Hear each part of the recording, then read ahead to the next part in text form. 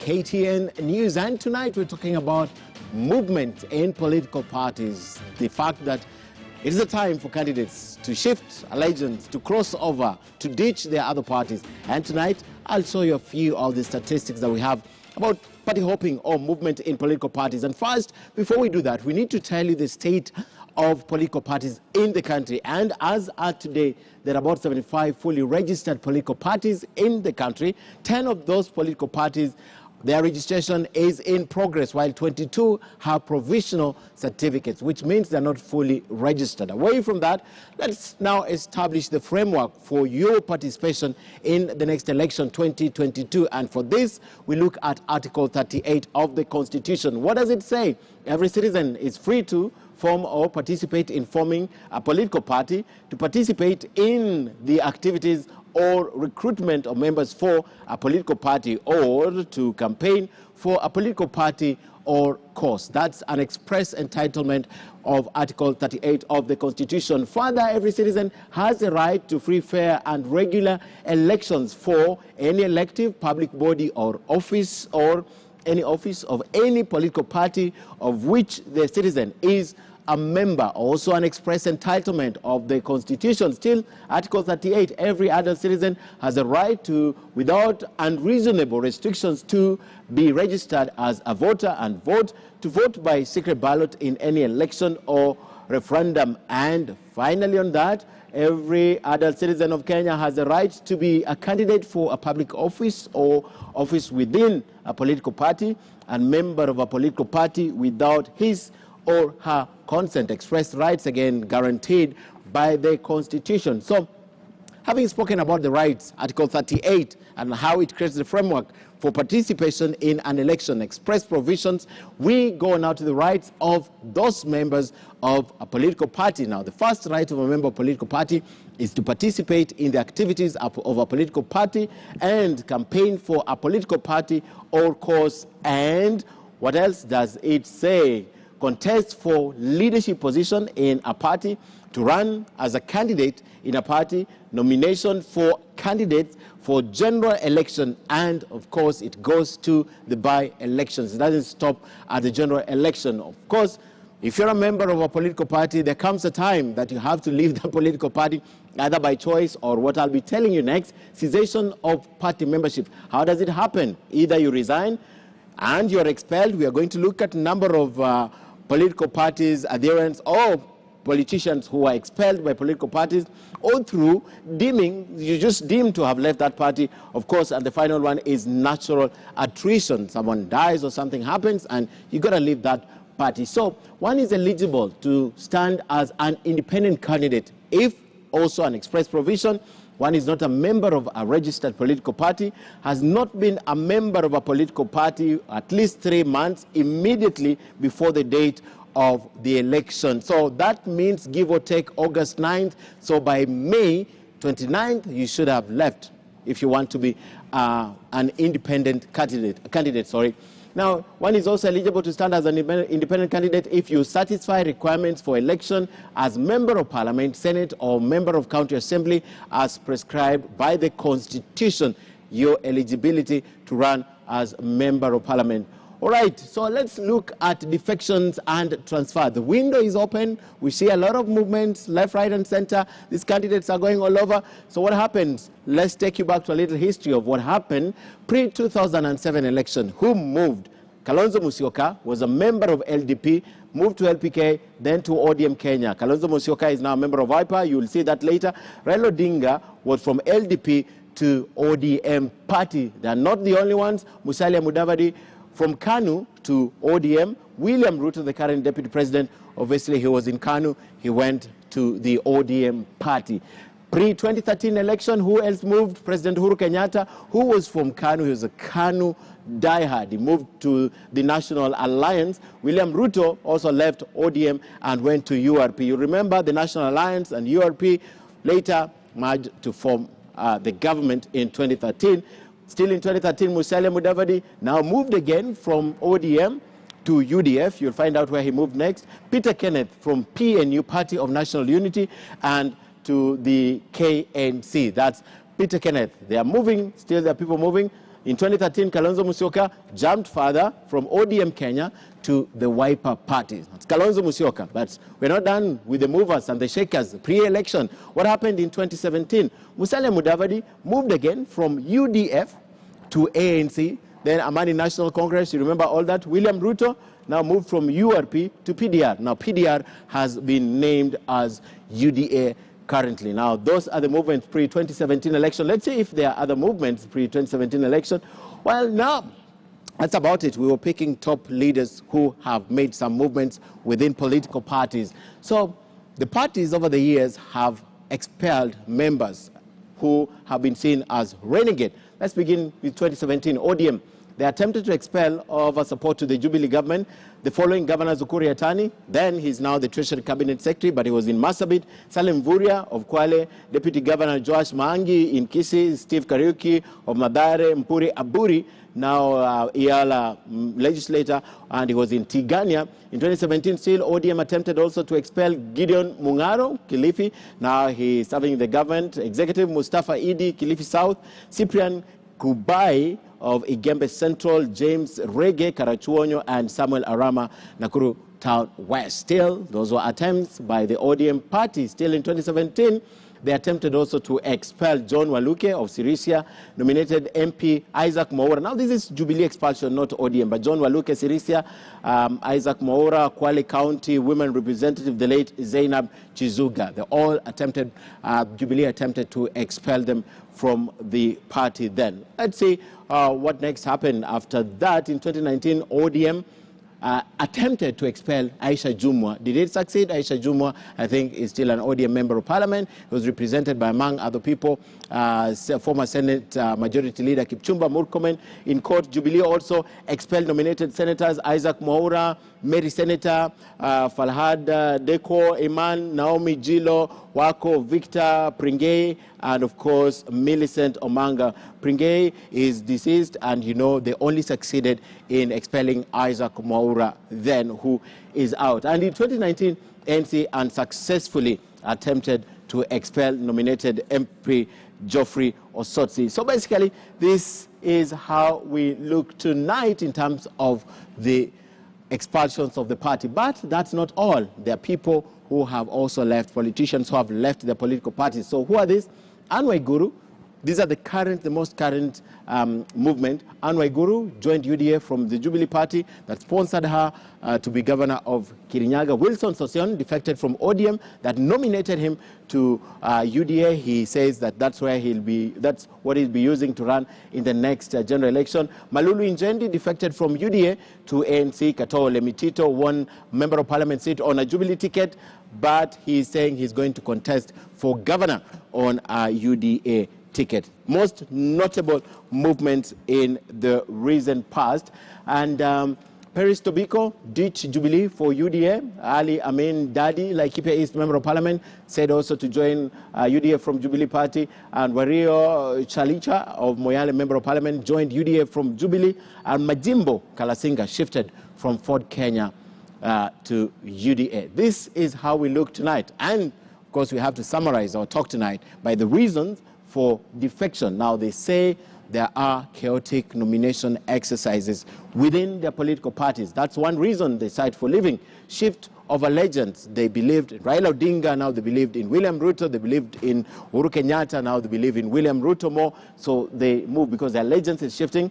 Improvement of election chances. This is what Wilson Sossion told me the other day, that for him to be elected in Bomet as a senator, he has to improve his chances. And the only way he sees himself being elected as the senator for that county is by moving to UDA from ODM. So improvement of election chances and dissemination of political parties. How far and wide do they touch? Who knows about them? So the dissemination of political parties, and of course, people adopt new ideologies. Only a fool doesn't change his mind.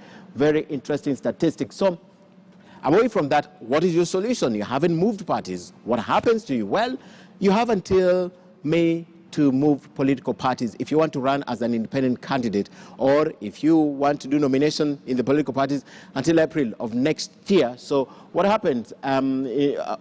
You have really gone fast. I need you a step further because I need to explain that.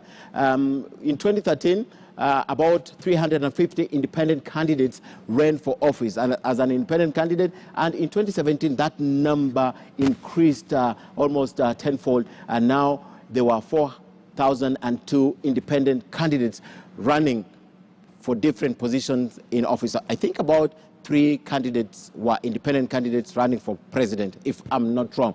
So finally, we do with election timelines. Party nominations must be done between April 6th to April 22nd of 2022. Next year, you must conclude your primaries, you must conclude your party nomination. For independent candidates, you have until May 9th, 2022 next year to cease being members of a political party. Remember, you have 3 months before the election to be a member, and election will be held on the 9th of August next year as per the Constitution.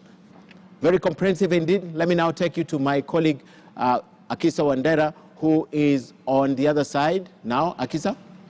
Right, Ken, they're setting the stage for us and just laying bare some of the facts around our topic of discussion today. But today the round table is empty. Surprisingly, we were supposed to be hosting Nicholas Gumbo, who's a former member of parliament, Rariada Faramalim, who is a former speaker of the 9th Assembly of National Assembly, who was also supposed to be here. Both of them are a no-show. We're still trying to get hold of them, but looking at the time, we are here with Mula Musau, who's a National Coordinator, Election Observer Group ELOG. He's joining us virtually. So then, KIVUMBI2022, the show must go on, whether the round table is empty or not.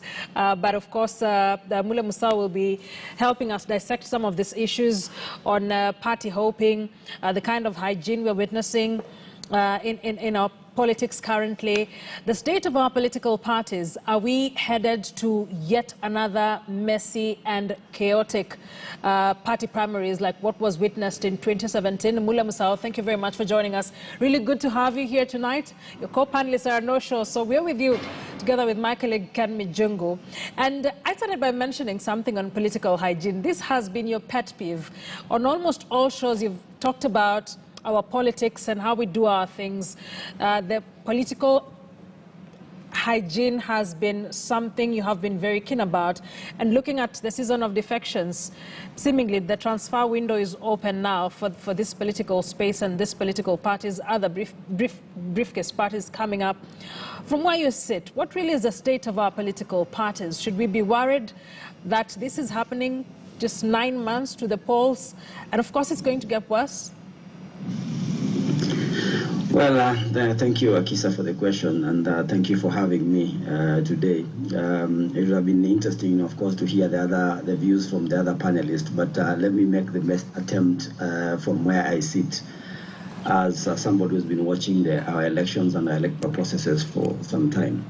To answer your question, put simply, yes, we should be worried because you know, we have kept talking about this issue of that the country is still in a very nascent stage in terms of its democratic development for a very long time now. I think we need to have matured up by now. There should be some level of etiquette, some level of hygiene within our political parties. People should be joining political parties because they intend to participate, they intend to make a contribution in terms of ideas to the country. The very reason why we form political parties or Article 38 of the Constitution gives Kenyans the freedom to be able to join a political party of their choice is because the intention is that you have ideas, you want the country to be run in a certain direction, and you can be able to make a contribution to those ideas, and you associate and coalesce with those people who best represent the ideas that you have. Now, when you identify yourself within a political formation, you should be able to, that should be the cradle in which you can be able to incubate those ideas and therefore offer a kind of a leadership governance system to the country in terms of improving the welfare of yourself and, of course, the Kenyans. We don't see that. There is so much fluid movement from one political party to the other since independence, and especially after multi-party, the era of the multi-party started. We are nobody settled. I think the only positive thing that we can be able to talk about our political party is that one party, ODM, has somehow, although it is also a very short history, but somehow been able to navigate these very murky waters over the last few years, and is still strong.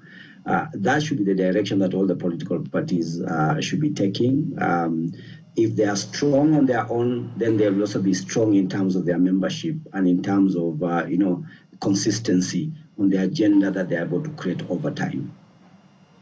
But Mule, even as we talk about this, looking at the current situation in political parties right now, someone is a member of a political party, but subscribing to another party, supporting another party. Look at what is happening in Jubilee with UDA, and it's happening across board, but nobody is ready to resign from a party or give up their position in a party to fully support and have access and, be in line with the requirements of the other party. We're just seeing a very huge lump of confusion among our politicians, and parties are not cracking the whip. How did we find ourselves here? Is it the laws? Is it purely bad, poor politics? The number one reason is bad manners. Number two reason is bad manners. And number three reason is bad manners. Because, who sets up the law? We set the law ourselves. You've seen the fluidity in which we are changing laws, or at least Parliament has been able to change laws to suit themselves or to suit the political elite. So we can put something in the Constitution, we can farm up, we can say, this is the way we want to form government. Let's form political parties which are of record with manifestos. All that is in the letter and spirit of the Constitution. But when it comes to the implementation of most of these things, we are seeing very selfish individuals. People who at whim can be able to change the laws as they are so that they can be able to fit their circumstance. The Political Parties Act, for instance, talks about somebody resigning from a political party, and the other option would be the political party to be able to expel that particular individual if they feel that person is not in line with their own ideology. That is there is a stringent regime around that kind of that structure that makes it very difficult for political parties to attempt to expel anybody, because they are required. There are justice issues, there are rights issues which have been put in place, so that it's not very easy to be able to expel somebody. You have to really prove that that person has really done something.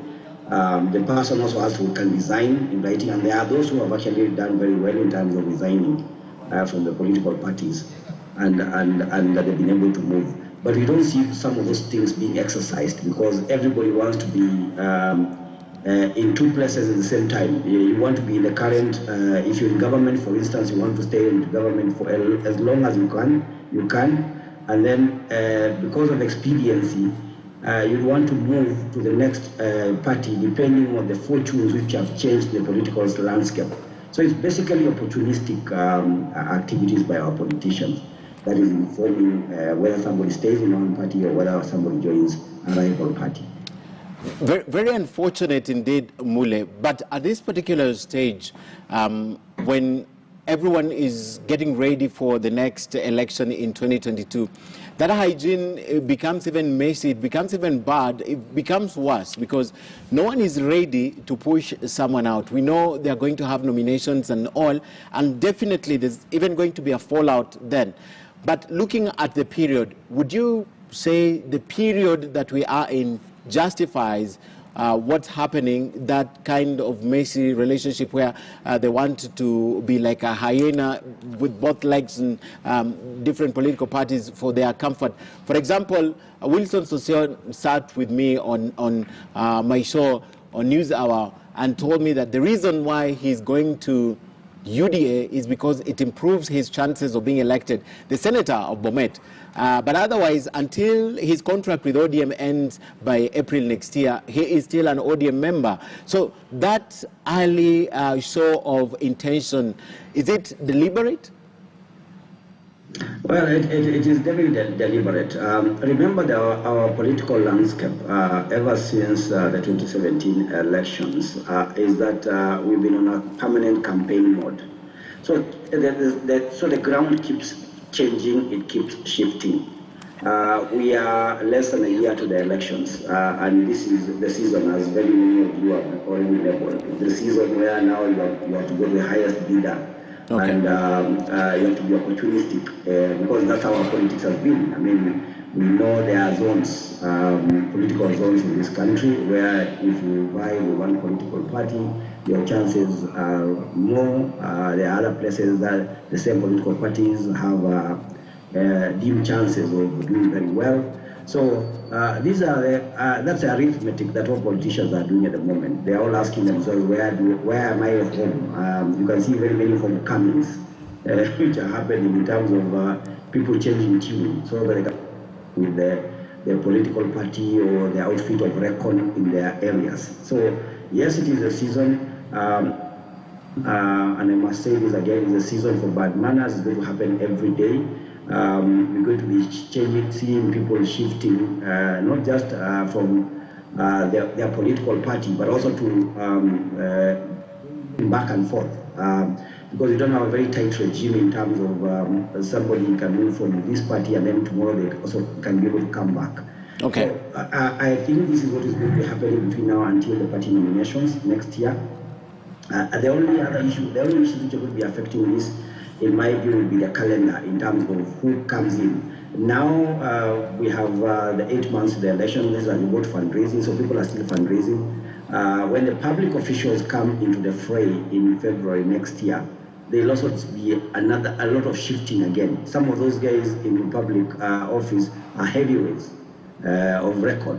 Okay. So depending on which party again they will be moving, or which political persuasion they will be having, there may be further shifts. The law gives political parties 120 days to submit the membership list. Okay. So that's still good time within which, before the election that is. So there's still all that.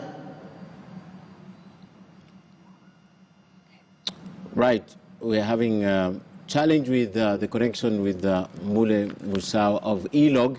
As soon as we get him, we will get him back online. Because Mule, if you can hear me, perhaps let's move the conversation forward right now. And the law makes it possible for candidates, for aspirants to move. But we are seeing, you described something as bad manners. We're seeing the last-minute movement between, among different political leaders, and especially after April next year, 22nd, we are likely to see that movement, a serious movement of individuals. The independent candidates have until 9th of May. These are the candidates running through political parties have until the end of April, I think April 22nd, to do their nominations. But then that small window that they're given, there's a lot of shift. Yes, yet the law requires that you should have made your mind quite early where you want to sit. Now, the law is defeatist in a way, because the Article 38 of the Constitution, Mule, allows you to participate in this election however, whichever you want, so long as it's within the confines of the law.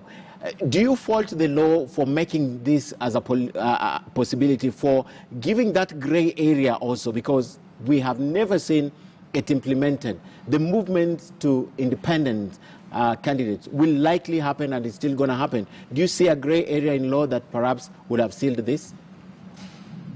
Well, there have been a lot of attempts to make these particular provisions very much more hygienic in terms of ensuring that people do not move from one party to the other. But if you remember, if you go to the parliamentary, a lot of the debates over the years, there's only been one debate or the other in terms of whether you want to create a window. There was a time that it had been so harmonized that you could not. Remember, there was a provision, for instance, that the independent candidates needed to do to submit their symbols and other things 90 days to the elections. Now, when the period of their nomination was reduced to 60, it coincided with the same time that the political parties are supposed to have also submitted their candidates for the elections. But remember that the candidature for the party nominations is happening between 16th and 22nd of April. It gives a window of about between that 22nd. Anybody who's been defeated in that political party primary has a window to still submit a nomination, his papers for nomination as an independent candidate by 9th of May. Yes. So you have those 2 weeks or something like that, that allows you to be able to quickly run and become an independent candidate. So the oscillations between one political party and the other is happening now, and then even after the party nomination, there's still another window in which very many people feel disgruntled or feel for one reason or the other they were cheated out of their nominations, have a window of opportunity. And I remember some of the arguments that parliamentarians, when they were making such moves in terms of changing the law, was that they also don't believe in their own party nominations. Many of them actually say that, we're going to be cheated. These parties have owners, and these owners are going to pick people. So which window do you give us in terms of participating in that election? And to some extent they are right, because even from an elections observation point of view, we have labeled political party primaries as very shambolic. Really, very many things go wrong during the party nominations. So people can argue that, you see, since the party hygiene is not in place, therefore we can't trust them to be able to get ourselves nominated, then we need a window. And that's the pragmatic thinking of politicians. So they'll create that avenue. But if you, from where I sit, those are things that you can be able to deal with. You can deal with the process in which the political parties hold their nominations, ensure that they are done in the right way. The electoral boards can be able to manage those elections, ensure the best candidate wins. That would create very little room, and the adjudication, of course, processes, the election dispute resolution mechanisms within the political parties and even within such outfits as the political parties dispute tribunal. So if they can be able to handle issues emerging from those political parties, perhaps there will be lesser need or drive or pressure to create an avenue in which the political parties can escape to. Among the solutions the registrar has previously talked about is she has urged political parties participating in the 2022 general polls to consider holding their party primaries on the same day to try and tame this party hopping. So do everything in a day to avoid the kind of mess we've seen previously, and especially in 2017. Do you think this is doable? I don't know whether the political parties can be able to agree. Maybe if they are within a kind of an arrangement, not necessarily a coalition, but a kind of an arrangement where they can all sit down and agree. We have what you call the political parties liaison committee, which should be able to ideally move political parties from some kind of agreements on what needs to be done or what ought to be done in terms of such agreements. What it would do, if political parties were to agree on one day in which their nominations can be done, it would at least deal with the first problem of somebody running from this party A to party B. So that would happen, but that wouldn't stop them from running as independents, because the regime around the independent candidates is also different. It gives them timelines until May 9.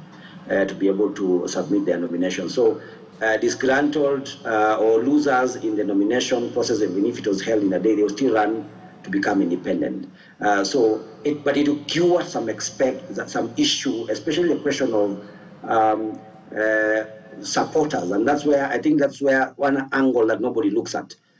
We want to support political parties as Kenyans because it represents either the right candidates who can be able to speak for us, or people who can be able to articulate the agenda that the membership of that party desires.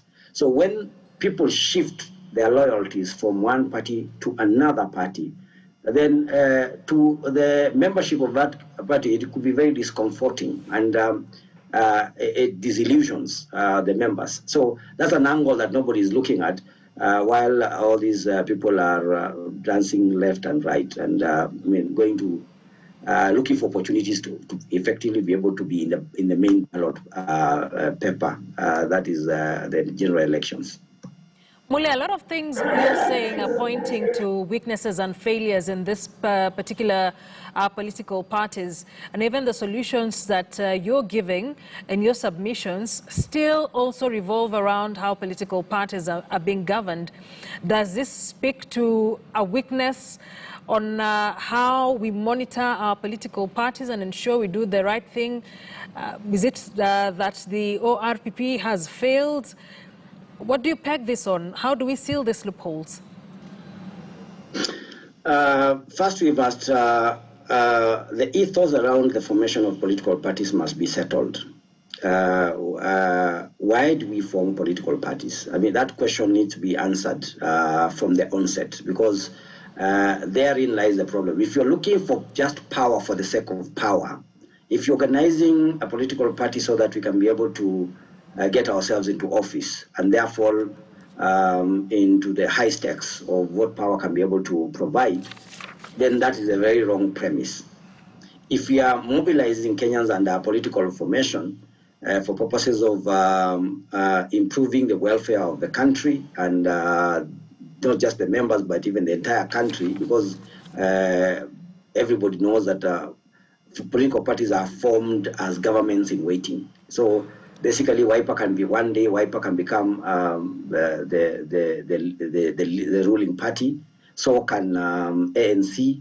So can all those other parties which have been registered. And I think, by the way, just an update, there are 83 of them. There are not 75 currently. I think that's the latest information that we got from the registrar of political parties, that there are actually 83 parties. So all these 83 parties are fighting, are looking for a fighting chance to form the government. Forming the government is not child's play. It is you sitting down, coming up with agendas, coming up with manifestos, a developing agenda, basically for the next 5 years. So if you were to base the formation of political parties on such an agenda, on such an ideal, then chances would start getting a different team that would now be partaking the work of political parties. But if the onset is looking for power, then the wrong passengers and the wrong members are going to be in that political party. So we start getting it wrong at the conception. And maybe that is where we need to go back to and start asking ourselves, what are political parties and how do we form them? The Constitution has provided an avenue for political mobilization through political parties. Can we now revisit that and perhaps now be able to get that ethos right before creating those vehicles, which basically end up becoming contraptions for power? Can we be able to correct that? Then after that, then the regime around it, I think for me, the regime, if you have the right people, then we have the right leadership, of course, which goes into parliament, because they are the lawmakers. They could be able to now come up with a better laws, a better regime around political parties. But so long as the premising is a fight for political power, then those who are making laws will also make it in a manner that is most likely to present the best opportunities for themselves. Muli, after the 2017 polls and the chaotic primaries across board in all the political parties, we saw some semblance of electoral reforms in terms of laws passed touching on elections and generally how we do our things, starting all the way from party primaries. Do you see this playing part in 2022? Will it yield any fruit, or are we staring at yet another 2017 or even worse from where you sit? The issue of laws, especially around elections, is a very delicate issue. International practice dictates that we should try as much as possible to avoid changing of laws very late in the day. And the reason is sobriety. We don't expect that people are going to be much more sober the closer we come to the elections. So you don't want your laws touched unless there are really serious remedial measures which are being taken. You don't want anybody to tamper with your laws. One of the problems that we had in 2017 was that when we formed the Joint Select Committee, if you remember, the Parliamentary Select Committee, it went on to propose a raft of laws which needed to be put in place. It even went further to instigate the formation of a new commission, which came very late in the day. By February of the next year, of the year of the elections, it was too late. And we got ourselves into a lot of mess. So our prayers, even in terms of any reform areas that we need to talk about, especially legal framework, one of the statements that we've given very recently is that we need to see any of these changes. We want to change the political parties' laws. We want to change the elections laws in terms of some of the procedures as we prepare for August. It needs to be done before Christmas, if possible, so that we have a year in which the landscape is clear. Your processes within the political parties are very clear, where the procedures for IBC are also very clear in terms of their preparatory activities. But you don't want to be dragged every now. I mean, things are changing in the last minute. So my prayer would be that we, in the home stretch to the elections, we do not get ourselves into fixing issues to do with the legal framework. And how would that dent the image of political parties ahead of 2022? Because it's very interesting what we see political parties do to the candidates. There's a number of big political parties that still remain in the country. For example, ODM. They've been blamed for the chaos. And imminently, these candidates have to find a soft landing. So going into 2022, perhaps now we finish that part of the discussion with how do political parties ensure that what they stand for is actually believed, and that after the chaotic nominations, or whichever kind of nominations they have, the aspirants and the candidates will still remain firm in those parties because they believe in the ideologies and they don't believe they're briefcase parties, and they don't just believe the parties are held by individuals, because that's what happens in the country. Parties are individuals. Individuals shift, the party is gone. Was an attempt at curing some of these problems was the provision which provided for coalition building, and you can see actually to some extent it has somehow worked. The law allows for formation of pre-election and post-election coalitions, and to some extent that was supposed to address the question of the movements. So if you can be able to house a number of parties, and you can see OCA doing something like that, for instance, at the moment. So they feel they get their members also, if the members are feeling bereft because of the issue of people moving away, maybe from political party, the idea that you can be able to work with another group, another political formation on a common agenda, even attempt a joint presidential candidature, that works. That seems to make the parties. I think parties like Wiper ANC and even now Kano with Gideon, they are faring better with the opportunity to be able to coalesce with others. Otherwise, had they just been left on their own, chances are they would have died. Some of them would have died by now. And I'm not talking about those three. I'm just talking about all of them. So I think that was an attempt to remedy. That was a progressive inclusion, if you ask me, in terms of trying to deal with the problem that we are seeing at the moment. Otherwise, as things stand, like I started by saying, I don't think there's going to be any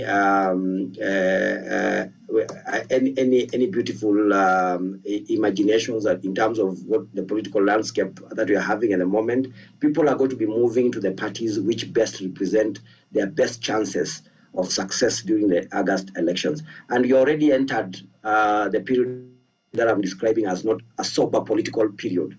So I don't see much happening now. I think we're going to go with the same kind of environment all the way to the elections. The only prayer is that through the leadership of these political parties, by either the formations or the engagements in different coalitions, or by just strong, good leadership. I've had a number of these senior candidates, for instance, saying that the nominations are going to be fair and square.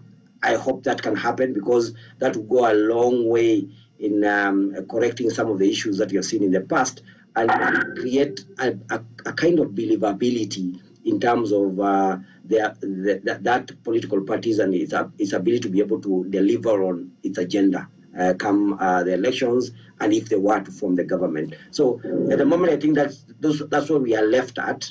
I don't think the laws are going to help much, especially because we have also seen what Parliament can be able to do under these circumstances. Case in point, the Political Finance Campaigning Act. So you don't want to go that route. You are not too optimistic about major changes. So it rests on some just good practices, good strong leadership, good formations in terms for coalition building, and you just hope for the best. Well, certainly a good place to end. Good practice, good leadership. Let's wait and see what happens. It's a very crucial election we're heading into. And given the kind of heated politicking we're seeing right now, it appears we're in for something from these political parties come 2022. And in the run-up to 2022, Mule Musau is the National Coordinator for the Election Observer Group. Thank you very much for joining us here tonight. Remember, we were supposed to be hosting Nicholas Gumbo and Farah Maalim. No show. What are the chances? The white table is empty. They didn't call to tell us they're not going to attend the show. Yes, that's important. And we're going to take that up with them. Yes, and know, but Mule Musau is quite a savior. Yes, Came through. Yeah, and quite knowledgeable, very good insights on the topic. So we'll see you next time, Monday. Another great topic, yes. Definitely another great topic. The conversation continues on Kivumbi 2022. Very important that we have these discussions, because the moment we stop having the discussion, the moment we descend into chaos. Thank you for watching Kivumbi 2022. On behalf of all my colleagues from 6 p.m., my name is Kenmi Jungu. Have a good night. I am Akisa Andera. See you next time.